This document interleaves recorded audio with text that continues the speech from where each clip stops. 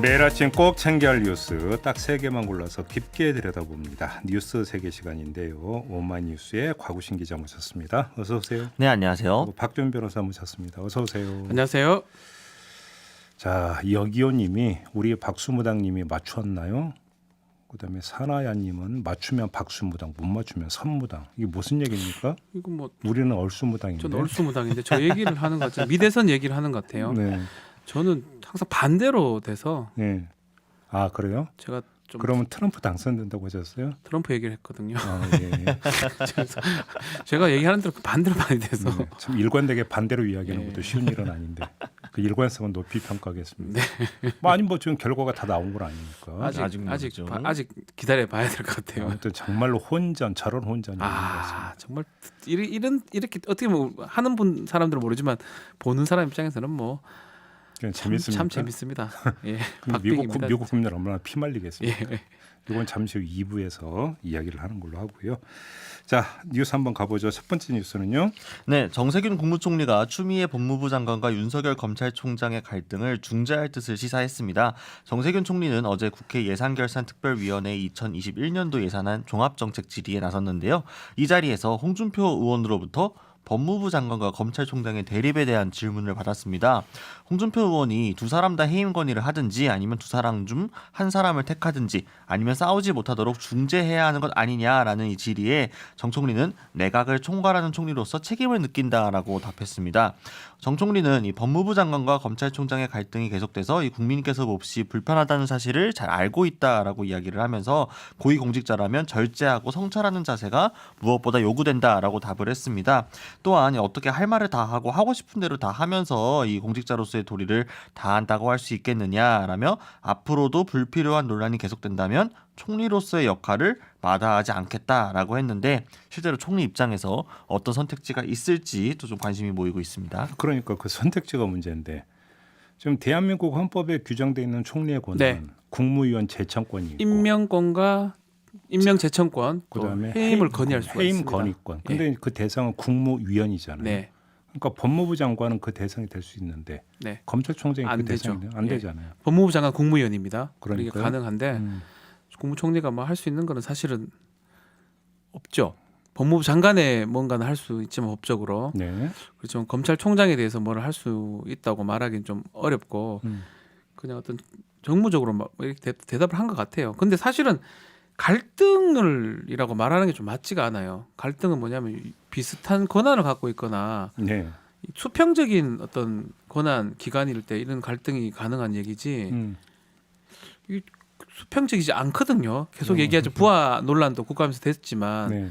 그건 사실은 상급 하급 기관이고 대통령하고 예컨대 검찰총장 갈등 이게 말이 안 되잖아요. 그러니까 하극상입니까? 그러면? 하극상이죠. 어떻게 보면 갈등이라는 표현 자체가 사실 좀 잘 맞지 않다고 저는 보는 부하가 것 같습니다. 아니라는 거잖아요, 지금 윤석열 총장. 부하입니다. 근데 본인만 아닌 거고 뭐 네. 상급자 하급자 관계라고 봐야 되겠죠. 법상으로 봤을 때는요. 음. 공무원 중에 부하가 아닌 부하가 어디 있습니까? 그래요. 갈등이 아니다. 그러니까 그런 건데 이제 뭐 그런 의미로 답변한 건 아니지만 예. 일단은 좀 애둘러서 그냥 이 법무부 장관, 검찰총장 다 좀 비판하는 모양새로 지금 답변한 것으로 보입니다. 총리가. 그러니까 이제 국무총리 입장에서 지금 뭐 당장 실질적으로 뭐 어떤 권한을 행사하겠다, 뭐 어떤 카드를 쓰겠다 이런 이야기로 보기보다는 어떤 메시지를 내보내는 거라고 보는 게 더 맞을 것 같습니다. 그러니까 사실 지금 추미애 장관하고 윤석열 총장하고 뭐 설전도 오가고 지금 이렇게 계속 공격이 왔다 갔다 하는 것들을 여권 입장에서도 별로 이렇게 좋게만 보고 있지는 않거든요. 그러니까 추미애 장관이 뭐 SNS를 통해서든 공개석상에서든 윤석열 총장의 어떤 정치적으로 해석될 수 있는 행보들에 대해 비판을 계속 하고 있는데 이런 식으로 계속 노이즈가 나오고 언론의 회자가 되고 이슈가 몰리면 몰릴수록 여권에 좋은 것만 아니다. 오히려 윤석열 검찰총장을 정치인으로서 만들어주고 있는 거 아니냐.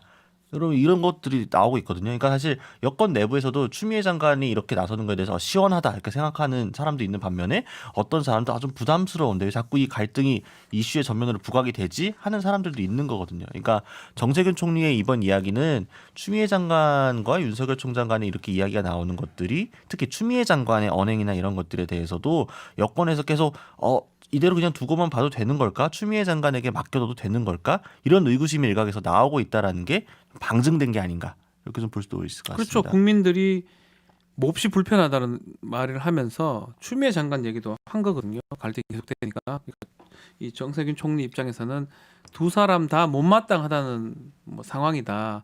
뭐 그렇게 얘기한 것으로 봐야 될 것 같고요. 글쎄요, 뭐 그렇기 때문에 오히려 이게 정치적 발언인지 아니면 정말로 뭔가 조치를 취한다는 얘기인지는 모르지만 사실은 뭐 이게 말씀이 맞는지 모르. 대통령이 이제 좀 해야 될 부분이 아닌가 총리보다는 좀 그런 생각도 좀 해봅니다. 그러니까 뭐 총리로서의 역할이라고 하는 게 꼭 어떤 헌법과 법률이 규정하고 있는 권한 행사만을 뜻한다고 볼 수는 없죠. 네. 그죠? 네. 어른으로서. 어른이고요, 또 실제로. 그렇죠. 예. 그래서 이제 같이 이제 밥 한 번 먹어서 왜들 그래? 좀 그만해라 좀. 예. 그냥 그만해라. 뭐 이럴 수도 있는 거고. 네.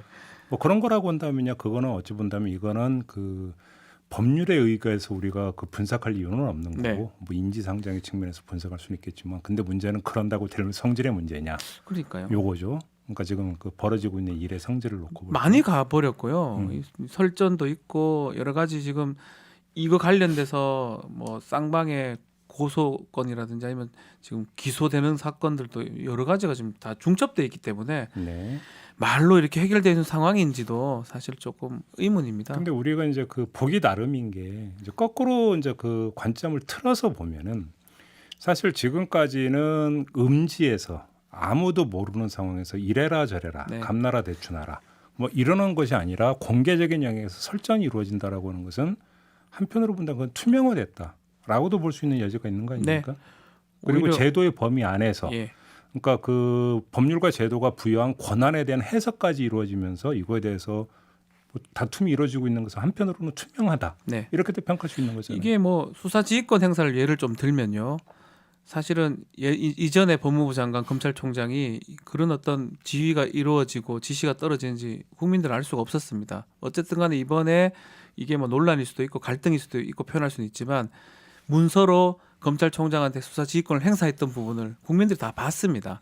그 옳고 그름은 이제 앞으로 가려질 겁니다. 그런 의미에서는 모든 것이 좀 투명하게 보여지는 뭐 권력, 검찰이 권력 상당히 큰 권력을 갖고 있는 거잖아요. 그런 측면에서는 또 긍정적인 측면이 전혀 없다고 말할 수는 없을 그러니까 것 항상 같습니다. 과도기는 혼란스러운 건데 지금 제가 볼 때는 과도기로도 볼 수 있다. 네. 음지에서 양지로 이동하는 과정 이렇게도 볼 수 있는 거 아닙니까? 그렇게 놓고 본다면 어차피 거쳐가야 되는 과정이다. 숨겨진 강력한 권력이 검찰 권력 아니었습니까, 사실은? 민주주의는 원래 좀 시끄러우니까요. 예. 네. 자, 두 번째 뉴스로 넘어가죠. 네, 강원도 동부전선에서 한 북한 남성이 우리 군 철책을 넘어왔습니다. GOP 후방 지역에 설치된 이 봉쇄선 안쪽에서 붙잡혔는데요. 발견 당시에 비무장 상태였으며 귀순 의사를 밝힌 것으로 전해졌습니다. 군 당국은 그의 신병을 확보를 하고 이 월남 경위 등을 조사 중인데 군 당국이 그가 철책을 넘는 장면을 지켜보고 신병을 확보하는데 14시간이 넘게 소요됐다라면서 여러 비판이 나오고 있습니다. 이 북한 남성이 처음 군 감시 장비에 포착이 됐던 게 지난 2일 이 DMZ 내 군사 분계선 일대였었는데 2번 포착이 됐으나 이후 관측이 불가했다고 합니다. 그래서 군 당국이 경계 감시 강화에 나섰지만 다음 날이었던 3일에 우리 군 GOP 사이 철책을 넘어서 월남에 성공을 했습니다. 이 과정에서 이 과학화 경계 시스템이 작동하지 않았다고 하는데요.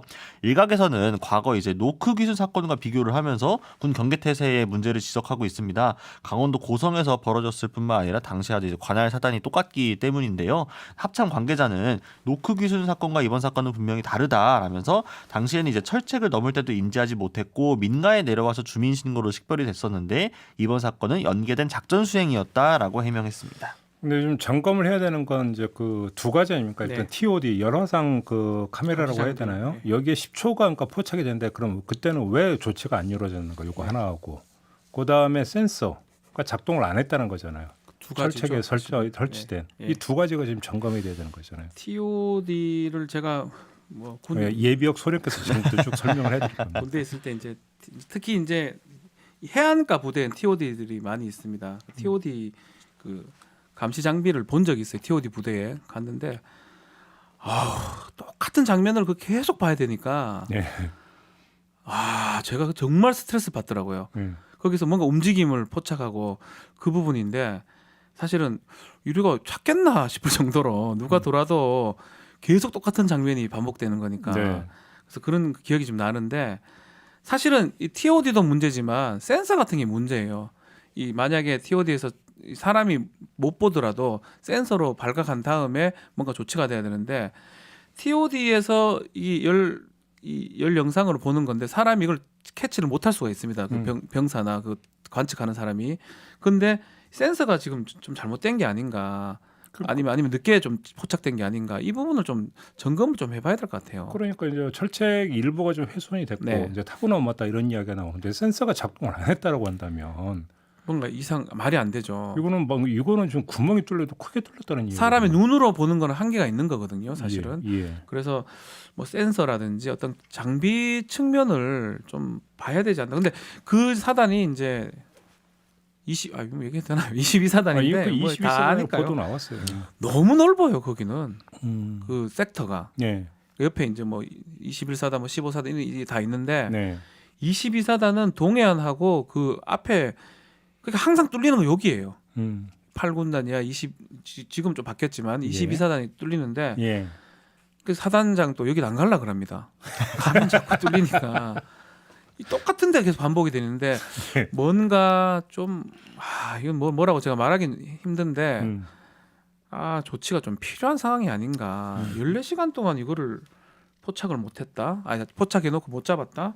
상당히 좀 문제라고 봅니다. 그러니까 이제 이 오후에 GP에서 두 번 이제 3초, 30초 이렇게 두 번 이렇게 됐고 그 다음에 이제 실제로 신병 확보 때까지 4일 오전 9시 50분이었으니까요. 네. 물론 이제 그 봉쇄선을 2차에 걸쳐 설치를 했고 1차 봉쇄선 안에서 이제 민간인과 접촉하기 전에 신병을 확보했던 부분에 대해서는 뭐 불행 중 다행이다. 그나마 좀 잘 뒤처리를 했다라고 볼 수도 있겠습니다만 그 전에 뭐 포착을 했는데 관측을 못했다. 저는 약간 이 발언 자체도 조금 애매했다라는 생각이 좀 들거든요. 그러니까 장비에는 포착이 됐는데 관측에는 실패를 했다. 이게 왜 그런 거 하니? 뭐 지형이 고지되고 산이 중첩되어 있고 그래서 뭐 전 지역 관측이 실질적으로 좀 어렵다라는 식으로 해명을 했는데 뭐 대한민국 아니 말까지도 포착이 됐는데 관측을 못하는 게 그 말이 되는 이게 얘기죠. 사람의 눈으로 보는 거하고 센서라든지 장비로 하는 거하고 그 차이긴 한데 사실은 잘못한 거죠. 그렇죠. 말이 뚫린 거죠. 됩니까, 뭐 뚫린 거죠. 그거 말이 그거는. 됩니까 그게? 포착됐으면 관측한 거죠 사실. 철책을 위로 넘었고 그 철책을 넘은 그 흔적들이 남아 있었음에도 불구하고 센서가 사실 또 이 상당한 비용을 들여가지고 현대화 시켜놓고 해서 일부러 과학화를 해놓은 거 아닙니까? 더 네. 정밀한 걸 위해서. 그러니까 사람의 눈으로만은 한계가 있을 수밖에 없기 때문에 그거를 보완하기 위해서 이렇게 해둔 거였는데 그러면은 그러니까 사람의 실패는 그렇다 치더라도 그럼 장비들은 그렇게 설치를 했음에도 불구하고 왜 센서가 오작동을 했는지 왜 작동을 하지 않아서 이후에 알게 되었는지 이런 부분에 대해서는 분명하게 좀 이 과정에 대해서 면밀한 좀 검토하고 재발 방지가 필요하지 않나. 특히나 여러 번이었잖아요. 이런 식으로 뚫리는 아니 게. 뭐 이거저거 따지지 말고 지금 철책선을 지키고 있는 우리 군 장병이 몇 명인지 한번 수를 좀 세보세요. 얼마나 많습니까? 거기에다가 네. 어차피 인력으로 다 지키는 게 힘들다고 했고 과학화 장비가 좀 투입이 된 들어간 거죠. 거죠. 근데 그게 작동을 안 해버리면 도대체 어떻게 하라는 얘기예요. 그게 총 점검이 정말 그렇죠. 필요하다. 그 동부전선, 서부전선까지 1년을 죽 서 있다고 보면 되거든요. 그러니까요, 제 예. 얘기가. 얼마나 많은 병사들이 거기 있는데. 근데 그걸 타고 나무는데 몰랐다라고 하면 도대체 그럼 뭘 지키고 있느냐 이 얘기를 안 할 그거는 수가 당연히 없는 거죠. 말을 해야 되겠죠. 예.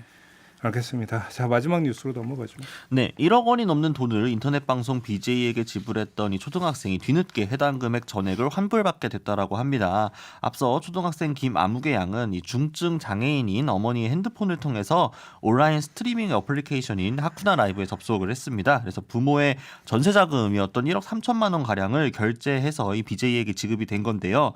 뒤늦게 부모가 알게 되어서 해당 금액에 대한 환불을 요구를 했는데 다수의 BJ는 해당 금액을 환불을 했었지만 일부 BJ들은 환불을 거부하면서 4,600만 원 가량은 돌려받지 못하고 있는 상황이었습니다. 특히나 이제 해당 업체 측에서는 자신들이 이제 플랫폼을 제공하는 업체일 뿐 정책상 환불은 불가능하다라면서 책임이 없다라는 식으로 항변을 했었는데 보도 이후에 비판 여론이 상당히 거세지고 또 공정거래위원회 등까지 나서면서 해당 업체가 다행히도 태도를 바꿨다라고 합니다. 한국일보 보도에 따르면 이 환불을 요구한 지 약 3개월 만에 남은 금액 역시 전액 환불이 됐다고 하는데요. 또 업체는 이용자들에게 염려를 끼쳐서 죄송하다라고 사과는 했습니다. 하지만 근데 이제 이번 사례는 다행히 무사히 끝났지만 비슷한 사례가 예전부터 꾸준히 발생해왔던 터라 좀 제도적인 구제책과 방지책이 빨리 마련돼야 하는 것 아니냐 이런 지적들이 나오고 있습니다. 저는 이 뉴스를 보시니 일단 제일 이해가 안 됐던 네. 게 뭐 동의 이런 게 아니에요. 이해가 안 되는 게 어떻게 핸드폰을 통해서 1억 3천을 결제할 수가 있어요?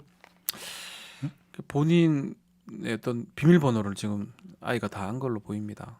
엄마의 비밀번호. 그러니까 이제 앱 결제 내에서 이제 카드하고 연결이 되어 있는데 네. 보통 예. 이제 신용카드인 경우는 신용카드 한도가 있을 거고 체크카드 같은 경우에는 이제 그 통장 계좌하고 연결이 되어 있으니까요. 그 자리에서 보통 이제 월간 한도액을 보통 이제 부모가 미성년 자녀 핸드폰에는 걸어두는 경우들이 있는데 본인 좀 이렇게 핸드폰에 할 뭐. 때는 사실은 그런 한도가 걸려 있지 않은 경우들이 대부분이기 때문에 무제한으로 거의 이제 결제가 가능한 거거든요. 그러니까 이 딸이 어머니의 핸드폰, 그러니까 그 성인 그 명의의 핸드폰을 가지고 이용을 했던 것이기 때문에 중간에 원래 있었던 장치들이 전혀 뭐 작동이 하지 않은 거죠, 기본적으로. 뭐 민법상으로는 뭐 미성년자의 뭐 법률 행위는 취소할 수가 있습니다. 동의를 받지 않고 한 거기 때문에. 법상으로 그럴 수 있습니다. 근데 문제가 있어요. 예.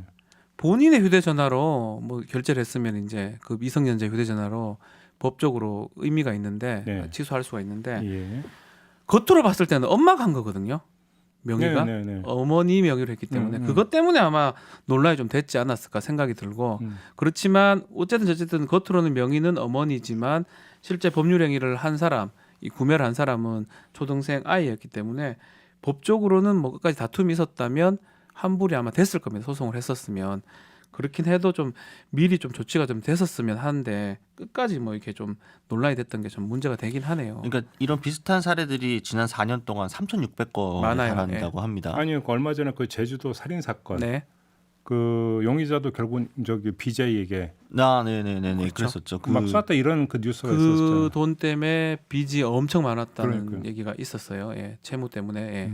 그러니까 이제 앱 가공 관련 문제가 나왔을 때 민법상, 그러니까 특히 미성년인 경우에는 뭐 당연히 부모의 동의가 있어야 하지만 이 법정 대리인의 동의가 없었다라는 점을 이쪽에서 증명을 해야 되는 상황이거든요. 반대편에서, 그러면 예. 근데 그 증명이 사실 생각보다 쉽지 않을 수가 있습니다. 명백하게 그 동의가 없었다라는 점을 밝혀야 되기 때문에 그래서 뭐 다행히 돌려받는 경우들도 있지만 뭐 분쟁 조정에 가거나 아니면 법정에 가서 이 경우에 대한 증빙이 안 됐기 때문에 결국 환불받지 못하는 경우들도 왕왕 발생을 하고 있습니다. 그렇기 때문에 단순히 이제 그냥 민법상의 요것만이 아니라 좀 더 구체적인 장치들이 필요한 거 아니냐 이런 게 또 필요할 수 있을 것 같고요.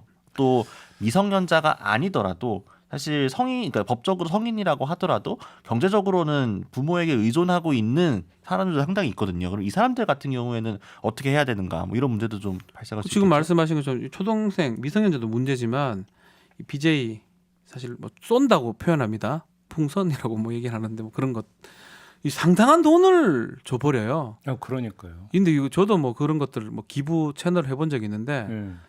막 엄청나게 들어옵니다. 막 조금 잘하면. 아, 근데 그거를 이제 그 때문에 뭐 사회적 문제가 지금 되는 상황이기 때문에 이런 부분도 한번 봐야 되지 않을까 생각이 들어요. 그러니까요. 그다음에 이게 좀 시스템상으로 한 개인에서 뭐 몇천, 뭐 1억 넘는 게 갑자기 이렇게 집중적으로 이렇게 예. 쏘놓으면 그걸 제어할 수 있는 시스템이나 이런 것들이 좀 마련이 돼야 되는 거 아닌가 싶은 생각 좀 드는데요. 그 업체 같은 데서 그런 것들을 봐야 될 것 같아요. 앞으로는. 그러니까 말입니다. 그러니까 소위 그런 업체들의 주요 수익원들이 이런 큰 손들, 소위 그러니까 이렇게 대량으로 쏘는 소수에 상당히 의존하고 있는 그렇죠. 거다 보니까 오히려 업체 측에서는 좋은 거죠. 쏘면 몇 규제가 퍼센트, 그런 거죠. 예. 예컨대 30-40% 업체가 그걸 가져갑니다. 그러니까 그러니까. 되게 좋아하죠. 이건 좀 제도적인 어떤 그 방비책이 좀 꼭 필요하다 이런 말씀을 좀 드리면서 오늘 뉴스 세계 마무리하도록 하겠습니다. 박지훈 변호사, 곽우신 기자였습니다. 고맙습니다. 감사합니다.